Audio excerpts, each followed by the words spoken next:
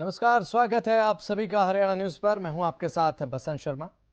मुख्यमंत्री मनोहर लाल ने पानीपत में पहुंचकर प्रदेश के वासियों को 500 इलेक्ट्रिक बसों का एक सुनहरा मनोहर तोहफा दिया है, जिससे प्रदेशवासियों को अब सफर तय करने में और भी ज्यादा आसानी होने वाली है। प्रदेशवासियों को इसका लाभ में मिलेगा, तो बने रहिए हमारे साथ और देखते रहिए हमारा खास कार्यक्रम।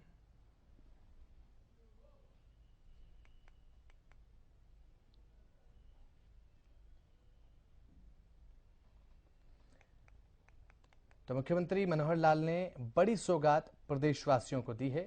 अब मुख्यमंत्री मनोहर लाल की तरफ से ये कहा गया है कि प्रदेशवासियों को काफी सहायता होगी, सफर तय करने में प्रदूषण को भी नियंत्रित किया जा सकेगा। प्रदेशवासियों को मुख्यमंत्री मनोहर लाल ने आज पानीपत में पहुंचकर एक बड़ा तोहफा दिया है और प्रदेशवासियों की यात्रा को सुगम बनाने के लिए सीएम मनोहर लाल ने पानीपत में इलेक्ट्रिक बसों का शुभारंभ किया। साथ ही मुख्यमंत्री मनोहर लाल ने जनसभा को संबोधित करते हुए कहा कि पानीपत 3 युद्धों के लिए जाना जाता है और औद्योगिक क्षेत्र से पानीपत को पहचान मिली है। पानीपत में 5 इलेक्ट्रिक बसेस का संचालन शुरू हो जाएगा, जिससे अब सभी को लाभ होगा और इससे प्रदूषण पर भी नियंत्रण पाया जा सकेगा।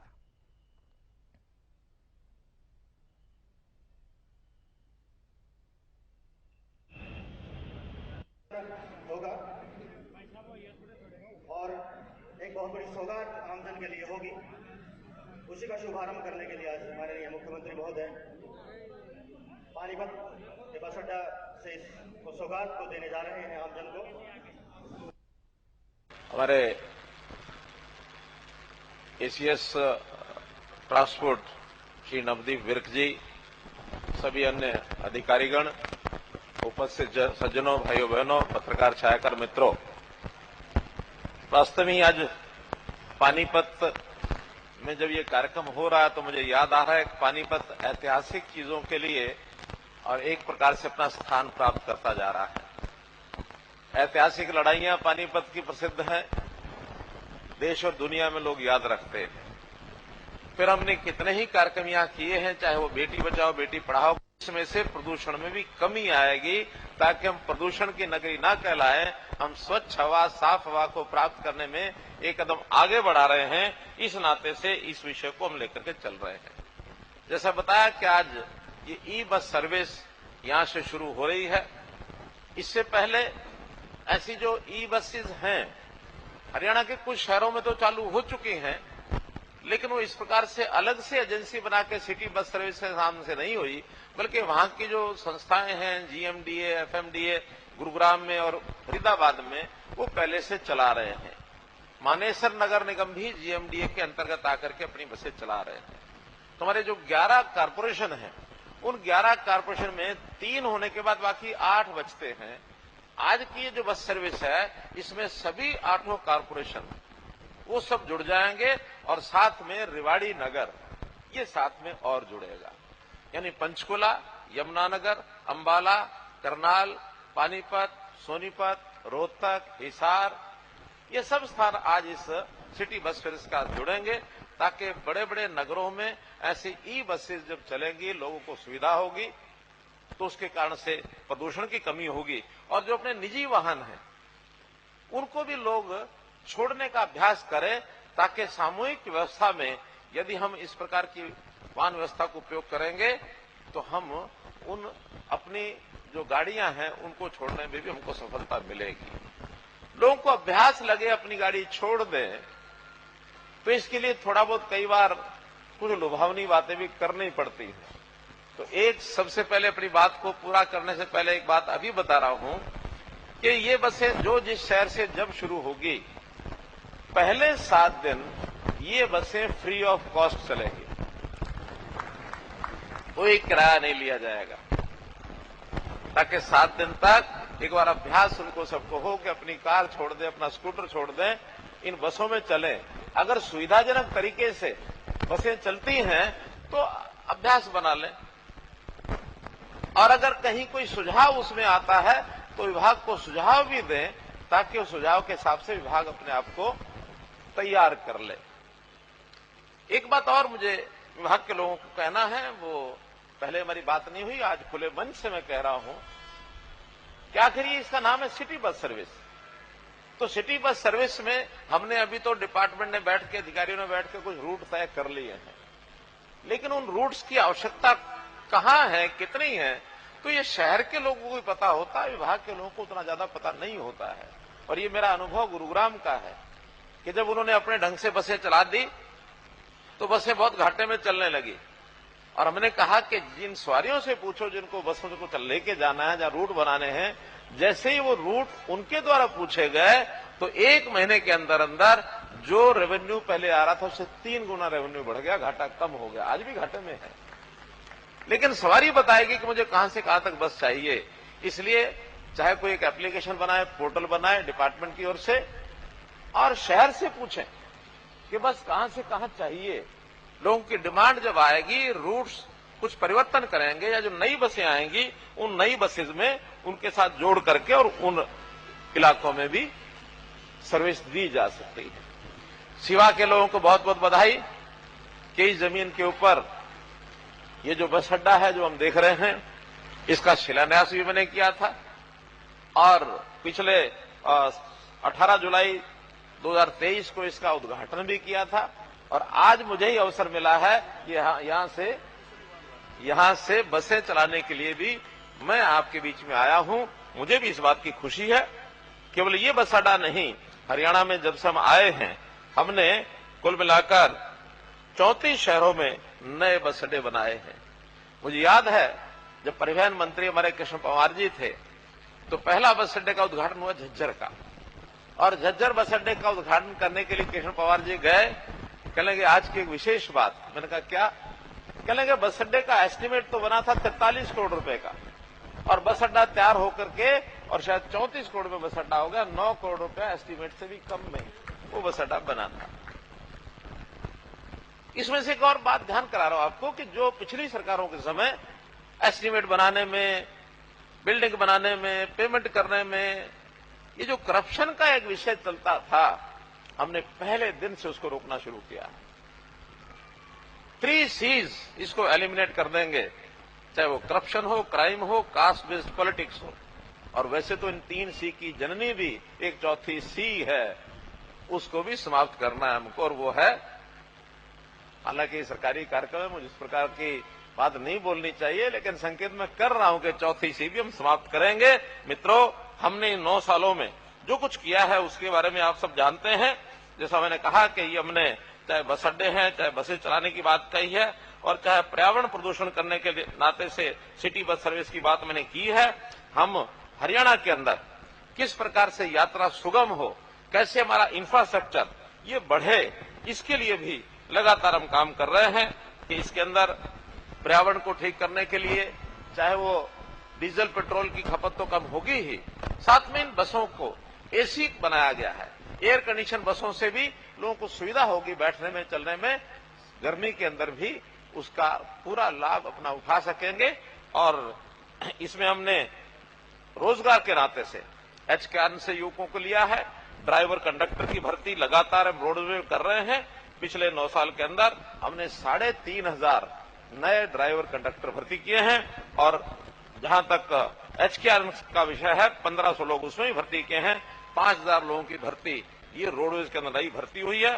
और नए जो बेड़े में बसें डाली गई हैं, आज के दिन हरियाणा जब से बना है, एवर हाईएस्ट बसों का फ्लीट ये हरियाणा रोडवेज का है। एवर हाईएस्ट 4,651 बसें रोडवेज की अपनी बसें हैं। और इसी नाते से जो किलोमीटर स्कीम 562 बसें ये इसके अलावा और चल रही हैं, और जो इसके अलावा जो हमारी परमिट रूट की बसें हैं वो शायद 1300 वो भी हैं। तो आज हरियाणा का इतना बड़ा फ्लीट छोटे प्रदेश को देखते हुए, ये देश में बाकी प्रांत भी रोडवेज अपनी चलाते हैं, लेकिन सब में प्रथम स्थान मैं कहना चाहूंगा कि हरियाणा रोडवेज को मिला हुआ है। आज अगर 4 डिपोज की बसें, 4 प्रांतों की बसें कहीं दिल्ली बस अड्डे से चलती हैं एक ही रूट के ऊपर, तो सबसे पहले जो यात्री की प्राथमिकता होती है कि हरियाणा रोडवेज की बस है उसके अंदर बैठना चाहिए। हरियाणा रोडवेज की बसें न केवल अपने प्रदेश में बल्कि दूसरे प्रांतों में भी चलती हैं लगातार। और एक जानकारी आपके लिए कि प्रतिदिन हमारी हरियाणा रोडवेज की बसों में 11 लाख यात्री ये ट्रेवल करते हैं। 11 लाख यात्री प्रतिदिन ट्रेवल करते हैं, और अगर उसके वो भी प्रतिदिन का 11 लाख किलोमीटर बनता है। 11 लाख किलोमीटर में 11 लाख सवारियां ये ट्रेवल करती हैं, अर्थात एक बस में अगर 50 सवारियां आती हैं तो 50 सवारियां यानी 50 किलोमीटर तक 50 सवारियां चलती हैं।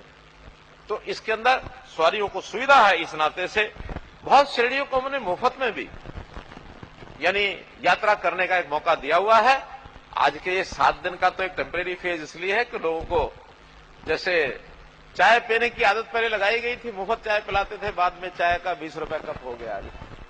क्या ऐसे ही इस यात्रा में आदत लगे सबको तो फिर हिसाब किताब तो हमारे नवदीप जी कर लेंगे कि कितना किराया लेना है, और कोई बहुत ज्यादा सिटी को देखते हुए जितना खर्चा अपनी गाड़ी पर आता उसके मुकाबले में तो शायद क्या रखा है 10 रुपये 15 रुपये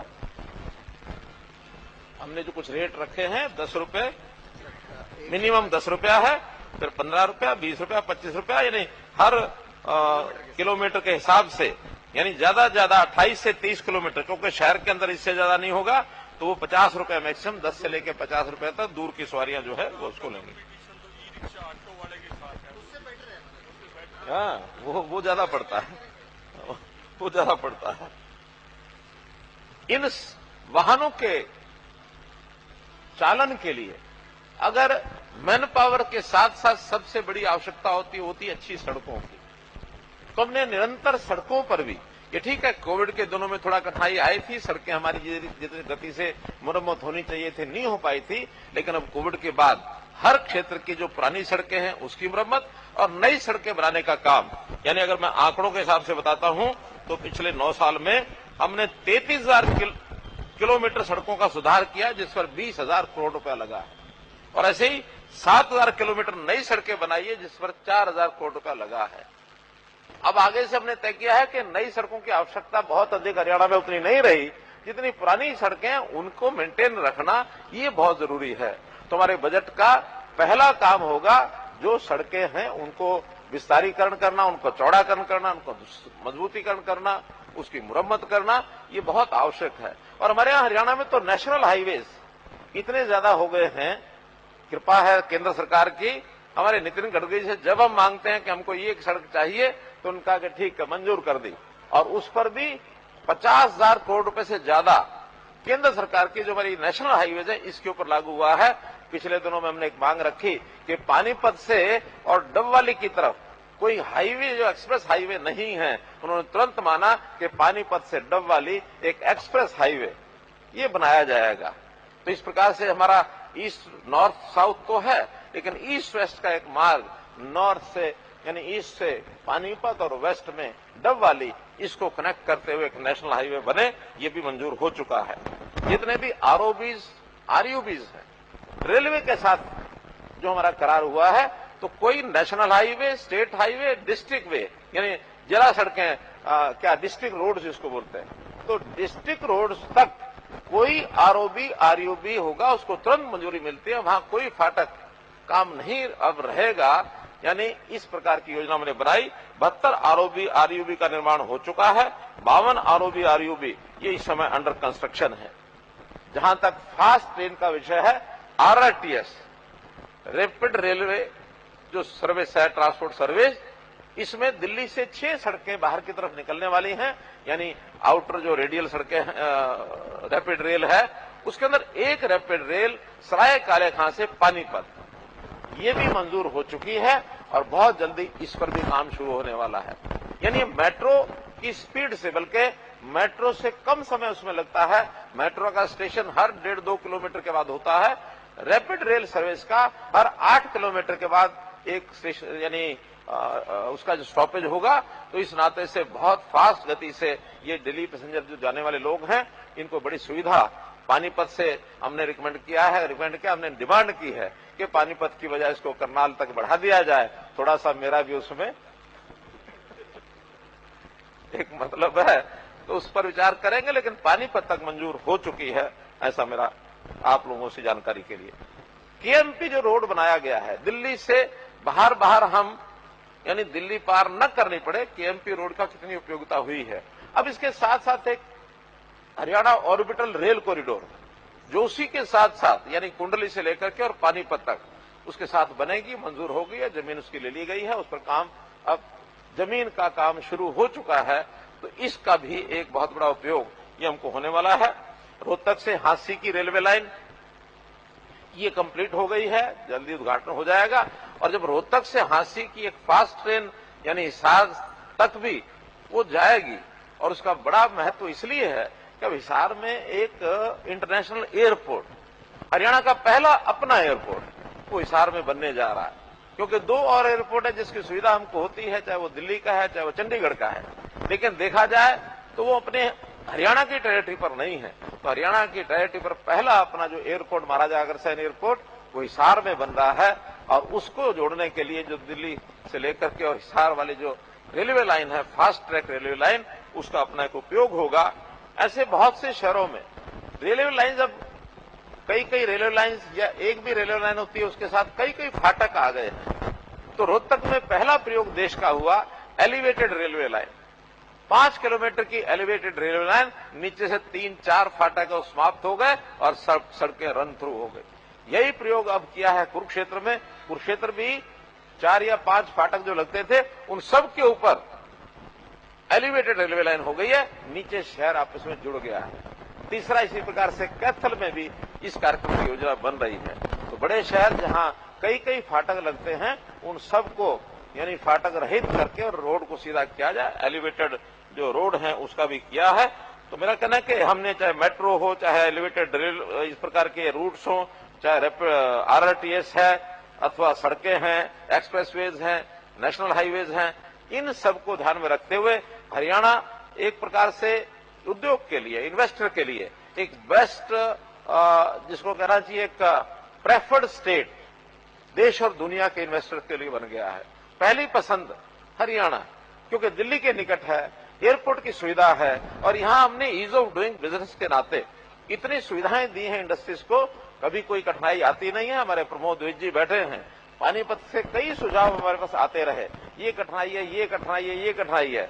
हर सुझाव के ऊपर हमने संज्ञान लेते हुए नई नीति बना करके किस प्रकार से उद्योगपतियों को सुविधा दी जाए, उद्योग फले फूले और हमारे नौजवानों को रोजगार मिले। तो इस नाते से हरियाणा हर दृष्टि से, चाहे उद्योग के नाते, हमारी आर्थिक स्थिति भी इस उद्योग के नाते से बहुत अच्छी बनी है, बहुत अच्छी बढ़ी है।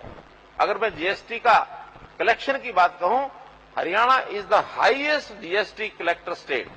पर कैपिटा जीएसटी हमारे यहाँ 34,000 रुपया है, 34,000 रुपया। इस प्रकार से पर कैपिटा ये हमारा जीएसटी कलेक्शन है, और जो देश में सर्वाधिक है। तो ये भाई, या तो तुम भाषण दे लो या हमको देने दो। खैर, मेरी बात समाप्त हुई। मैं इतना ही कहना चाहूंगा कि आज हरियाणा हर दिशा से आगे बढ़ रहा है, और आज इस अवसर पर ये जो नई सुविधा यहाँ ई बसेस की चालू की जा रही है, इसके लिए आप सबको बहुत बहुत बधाई। तो ये 3 तस्वीरें आपके टीवी स्क्रीन पर आप देख रहे हैं। इलेक्ट्रिक बसों का उद्घाटन मुख्यमंत्री मनोहर लाल ने किया। इलेक्ट्रिक बस से सफर भी मुख्यमंत्री मनोहर लाल करते नजर आए, और साथ ही साथ बस चालक को मुख्यमंत्री ने सम्मानित भी किया। 500 रुपए देकर बस चालक को सम्मानित किया, और साथ ही साथ इलेक्ट्रिक बसों का उद्घाटन कर बड़ी सौगात पानीपत वासियों को दी है, और साथ ही पूरे प्रदेश वासियों को ये बड़ी सौगात है। 500 इलेक्ट्रिक बसें पूरे प्रदेश वासियों को मुख्यमंत्री मनोहर लाल ने एक तोहफे के रूप में देने का काम किया है।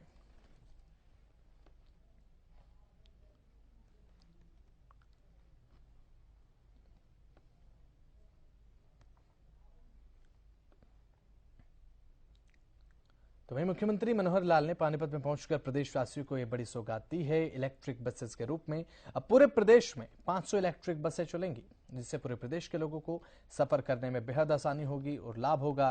पानीपत के बेड़े में 50 बसें शामिल होने वाली हैं, और पानीपत में मुख्यमंत्री मनोहर लाल ने इलेक्ट्रिक बसों का उद्घाटन भी किया। तो वहीं बसों में सफर करते भी मुख्यमंत्री नजर आए। इस दौरान हमारे संवाददाता की एक रिपोर्ट आपको दिखाते हैं। पानीपत के सामान्य बस स्टैंड पर, और आप मेरे पीछे जो देख रहे हैं वो इलेक्ट्रिक बसें देख रहे हैं।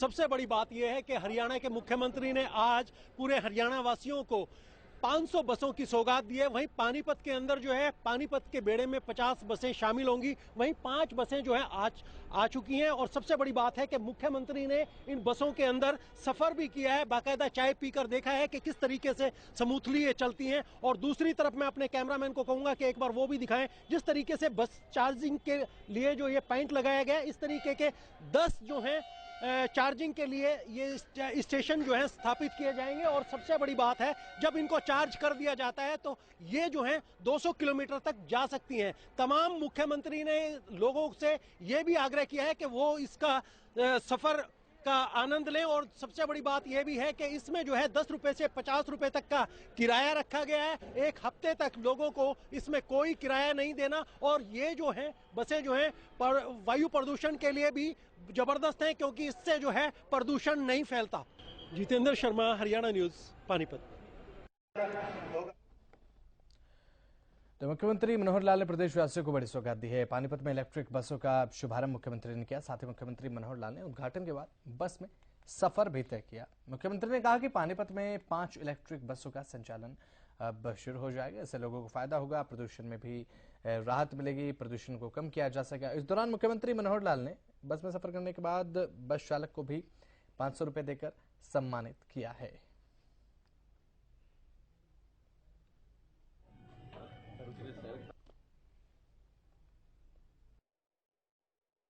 जो आनंद आ रहा है, मैं निश्चित रूप से इसके लिए हमारे जो रोडवेज डिपार्टमेंट है, हमारी ये जो सेवा शुरू की गई है सिटी बस सर्विस, इनका बहुत बहुत आभार प्रकट करता हूं, इनकी सराहना करता हूं। और ये बस सेवा लोगों को भी इसी प्रकार का आनंद देगी और इसमें से बहुत सी लोगों की समस्याएं वो हल होंगी, उनको बिल्कुल ट्रबल फ्री एक यात्रा करने का जो अवसर मिलेगा। सर, एक इंफ्रास्ट्रक्चर की आप हमेशा बात करते हैं, अमेरिका को कहकर कि इंफ्रास्ट्रक्चर अगर मजबूत होता है तो अर्थव्यवस्था बढ़ती है। हरियाणा का जिस तरीके से इंफ्रास्ट्रक्चर बढ़ रहा है सर, कितनी मजबूती है? ठीक आपने कहा कि हमारा इंफ्रास्ट्रक्चर अच्छा है, इसी नाते से यहाँ हमारे उद्योग भी लग रहे हैं, इन्वेस्टर यहाँ आ रहे हैं। उन उद्योगों के लगने से हमारे यहाँ लोगों को रोजगार मिल रहा है, हमारी अर्थव्यवस्था अच्छी हो रही है। हमारा टैक्स कलेक्शन भी पूरे देश में जिसको कहना चाहिए जीएसटी कलेक्शन पर कैपिटा सर्वाधिक है।